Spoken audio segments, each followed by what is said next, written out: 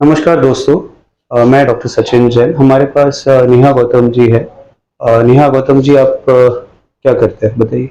I am chemistry lecturer. Okay, Jaipur से belong करते हैं। यस। और क्या हुआ था आपके घुटने में? एक्चुअली मैं ना रोड पे जा रही थी तो मेरे पे डॉग्स ने अटैक किया था तो मैं नीचे गिर गई। तो उस टाइम तो मैं एक्चुअली खड़े होके वापस आ गई, बट आई फेल्ट कि यहाँ पे अनस्टेबिलिटी है नी में। और मतलब कॉन्फिडेंस लूज हो रहा था बिकॉज कभी भी बैलेंस बिगड़ जाता था। तो उस वजह से फिर मेरे को दिखाना पड़ा यहाँ पे। तो फिर आपने मुझे दिखाया था। हाँ। और फिर हमने क्लिनिकली एग्जामिन किया था आपके घुटने को। हाँ, इन्होंने और एमआरआई सजेस्ट किया था। फिर एमआरआई हुआ। एमआरआई में क्या आया था?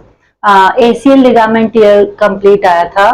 तो फिर इन्होंने सर्जरी फिर सर्जरी के पहले हमने क्या क्या डिस्कशन किए थे आपको कि क्या क्या आपको प्रॉब्लम्स है और हम क्या सोच रहे हैं कैसे ठीक करेंगे इसको?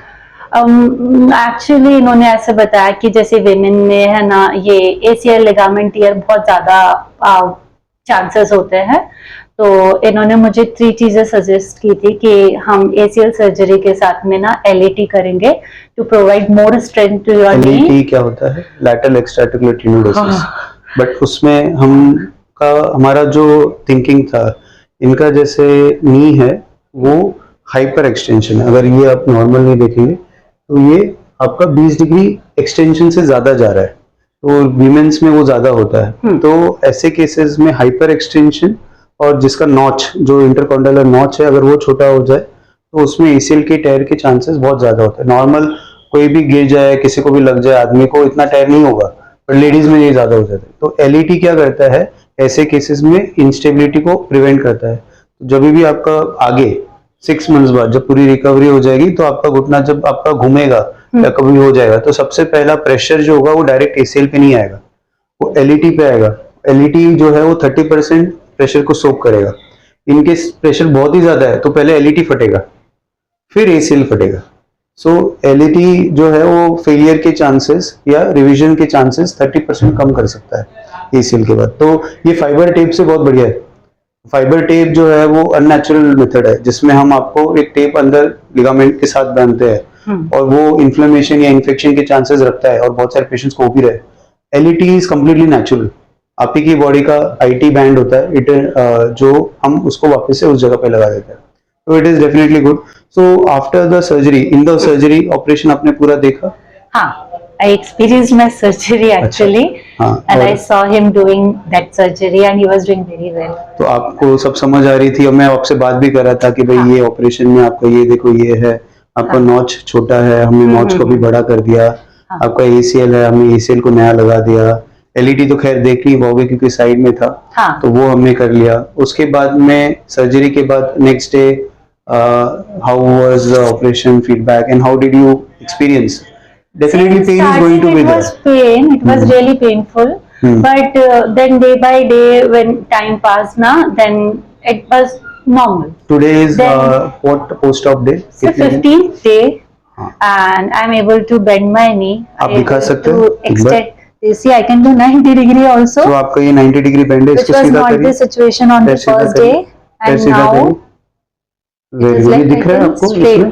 हाँ, तो ये जो चीज है एलईटी, एक और चीज, एलईटी करने के बाद में आई allow full movement.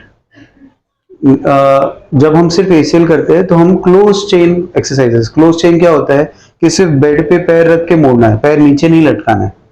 So this is open chain. Open chain मतलब इस पैर पे कहीं पे भी आपका फ्री है तो पैर लटक गया और आपका पैर अपने आप उठ रहा है, तो ये ओपन चेन एक्सरसाइजेस होती है।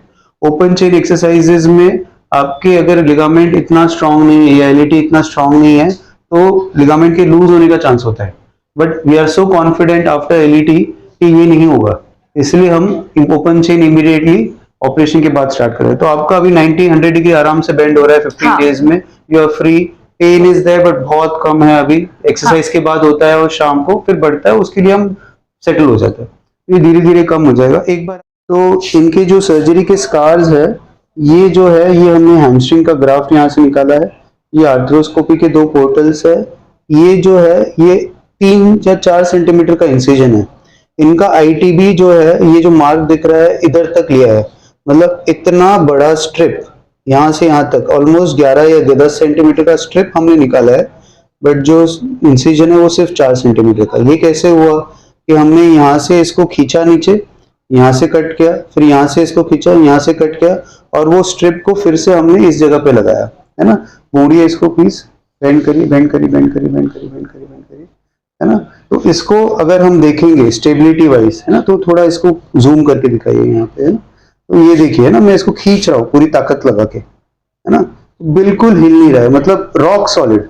इससे ज्यादा रॉक सॉलिड कुछ हो नहीं सकता। अगर नॉर्मल इंस्टेबिलिटी भी जिसकी होती है वो थोड़ा सा मूव करता है, पर ये थोड़ा भी मूव नहीं कर रहा है। सो इसका जो इफेक्ट है, आई am very happy with the strength of this ligament. अब वही है कि मसल्स को जो स्ट्रेंथ टाइम के साथ जब आएगी वो ठीक हो जाएगा। एक सेकंड, इसको ले ऊपर ले सकता हूँ ना, आप इसको देखिएगा, ये वाले पीछे से दिखाइए, है ना। तो ये पैर जो है ये हाइपर एक्सटेंशन है, देखो ये 0 है और आपका पैर ऊपर आ रहा है ऑलमोस्ट 20 डिग्री। तो ये ACL को फाड़ने की कोशिश करेगा, तो इनके दूसरे पैर में भी रिस्क है, तो ध्यान तो रखना पड़ेगा, है ना। अब अगर मैं धीरे से करूंगा, है ना, आराम से इसको करूंगा, तो ये सिर्फ 10 डिग्री जा रहा है, 5 डिग्री, है ना, इससे ऊपर ये जा भी नहीं रहा है। तो ये चीज होती है LED के बाद, है ना। आपके जो पेशेंट्स, आपके तरह के कोई पेशेंट्स होंगे जिनको ये इश्यूज है, ACL टेयर है, और जो डिले कर रहे हैं या प्रोलॉन्ग कर रहे हैं, एक जो डर है ना, कि भाई फियर है, क्या होगा, कैसे होगा, कैसे करेंगे, आप कुछ मैसेज देना चाहेंगे?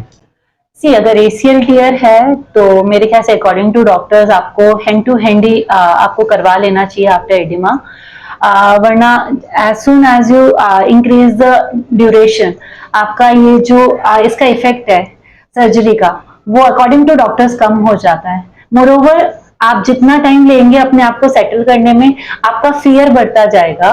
और मेरे ख्याल से ये सिर्फ 1 मंथ का प्रॉब्लम है, 1 मंथ में भी 15 डेज में से भी 7 डेज का प्रॉब्लम है।